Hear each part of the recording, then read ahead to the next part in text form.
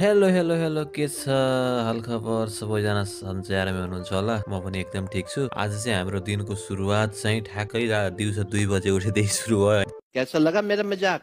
दिउँसो 2 बजे उठेको ठ्याक्क साहुले चाहिँ फोन गरे ल आज चाहिँ बोतल बेच्न जानु पर्यो भनेर लायो होइन। हाम्रो साहु यति कन्जुस कि होइन यो बोतलको पैसा पनि लिइसक्यो होटलमा फेरि यो बोतल जम्मा गरेर फेरि बेच्न पनि लैजान्छ क्या। यो चाहिँ एक्स्ट्रा कमायो यसको चाहिँ अनि त्यो बोतल बेच्न जानु पर्यो भने हामीलाई यसको बेचेको पैसा चाहिँ दिन्छ फेरि है।